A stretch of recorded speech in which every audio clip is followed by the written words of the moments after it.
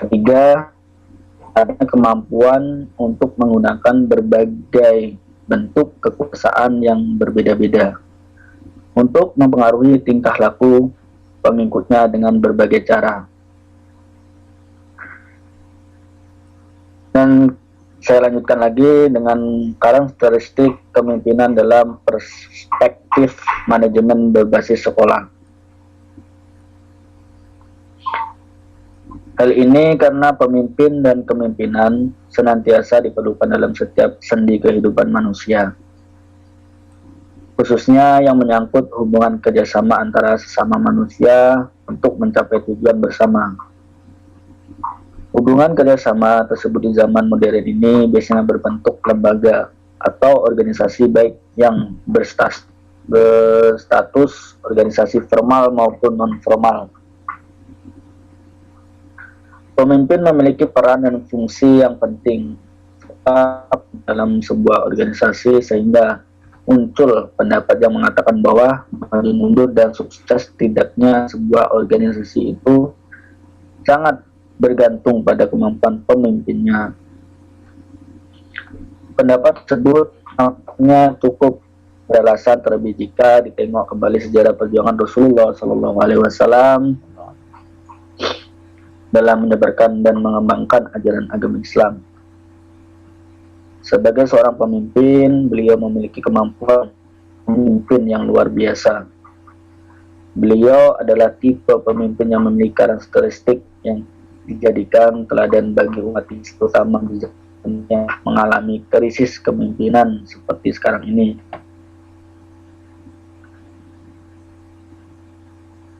Pemimpin memberikan rangsangan dan motivasi kepada para pengikutnya agar memiliki kesadaran untuk memunculkan ide-ide kreatif dan produktif, dan rasa tanggung jawab.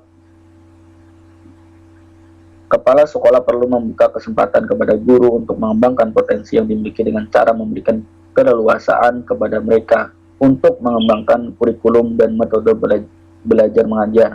Dan dipengaruhi oleh faktor internal dan eksternal.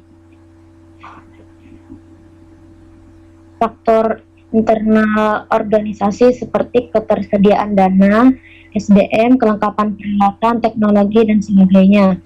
Faktor kepemimpinan eksternal organisasi seperti keadaan sosial politik, ekonomi, hukum, dan sebagainya. Faktor eksternal itu adanya pengaruh tekanan dari luar dan pengaruh kebiasaan lama atau sifat-sifat pribadi, pengaruh dari kelompok lain, dan faktor pengalaman.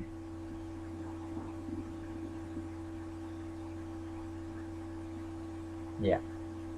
Adapun pada aspek eksternalnya itu ada kultur yang dianut oleh individu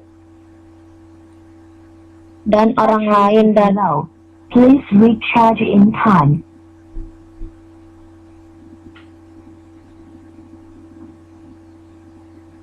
Jadi kesimpulannya, sekolah sebagai institusi pendidikan yang diharapkan mampu meningkatkan kualitas sumber daya manusia dalam peningkatan mutu, perlu dikelola, diatur, ditata, dan diberdayakan agar dapat menghasilkan produk atau hasil secara optimal.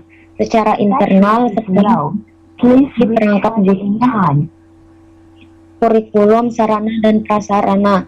Sedangkan secara eksternal, sekolah memiliki dan berhubungan dengan instansi lain baik secara vertikal maupun horizontal. Ya. Udah itu aja, Pak. Terima kasih Hilmina mewakili kelompok 4. Masih ada waktu, kita perlu sharing. Battery is low. Please recharge in time.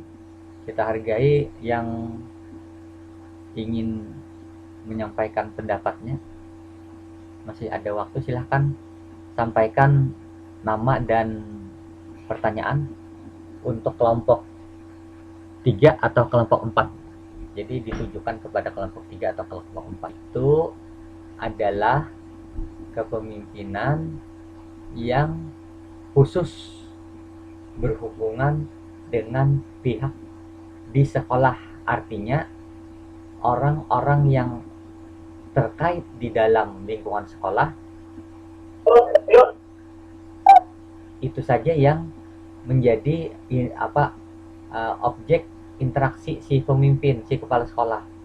Jadi kalau kita lihat di dalam sekolah itu ada guru, ada karyawan. Karyawan itu bisa dinamakan dengan tenaga kependidikan. Nah, itu bagian dari komunitas sekolah. Jadi tenaga kependidikan itu bisa pustakawan namanya. Kemudian bisa laboran. Kemudian bisa juga analis. Misalkan atau arsiparis. Nah, itu ada di sekolah. Nah, itu bagian dari tenaga yang ada di dalam sekolah. Nah, kalau dia berada di dalam sekolah berarti dia masuk dalam tenaga kependidikan. Nah, bagaimana seorang pemimpin, dalam hal ini adalah kepala sekolah, memanfaatkan mereka untuk kepentingan kemajuan pendidikan. Sebagai salah satu contoh, guru. Nah, guru itu kan tugasnya mengajar. Nah, ketika dia mengajar, bagaimana guru itu mengikuti ketentuan-ketentuan yang disampaikan oleh kepala sekolah, tetapi dia mengikuti itu dengan kesadaran. Seorang pemimpin itu bisa diakui oleh orang lain, oleh relasinya. Pengakuan itu hanya sebatas karena dia mendapatkan SK, lalu diakui sebagai pemimpin. Nah, itu tingkatannya belum ada rasa untuk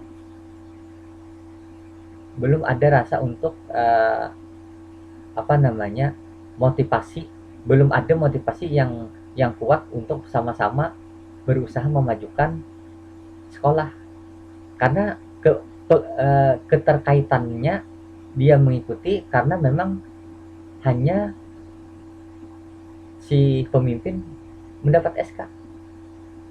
Nah, yang bagus itu adalah ada sisi lain, karena dia merasa bahwa pemimpin itu memang layak, si kepala sekolah itu memang layak. Selain mendapatkan SK, memang dia memiliki kemampuan. Nah, sehingga ada penurutan secara sukarela. Jadi pemimpin itu levelnya karena memang tingkatan dia di SK-kan atau diakui, kemudian karena memang kompetensinya, dan dia adalah orang yang bisa diajak untuk kerjasama. Nah, itu kata kunci yang bisa kita garis bawahi. Dia memiliki kemampuan untuk bisa sama-sama dengan yang pihak lain untuk memajukan. Artinya apa? Artinya dia memiliki kemampuan untuk merangkul kawan-kawannya yang lain sehingga bisa maju bersama. Nah, dan dari bawahan dan dari rekan yang lain ada kesadaran sehingga mereka akan sama-sama mengikuti secara sukarela, secara ikhlas, karena untuk membangun sebuah komunitas organisasi dia. Nah, itu kan, jadi levelnya itu tidak hanya sekedar mengakui, tapi mau bekerja sama dan ada kesadaran, ada penurutan secara sukarela. Nah, kalau kita kaitkan dengan pola-pola kepemimpinan atau tipe-tipe kepemimpinan, itu ada nanti yang demokratis kan, kemudian ada yang laissez-faire, kemudian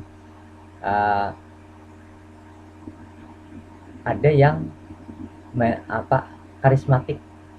Jadi penurutan secara sukarela itu kalau tidak ada di makalah itu nanti bisa dicari di literatur lain. Nah, waktu kita habis ini sudah. Sebelum saya teruskan, adakah yang ingin sampaikan? Tidak ada. Saya sudah memberi kesempatan tapi belum ada nih yang bersedia. Ya, silakan. Ada? Tidak ada kayaknya, Pak. Iya. Berarti diskusi kita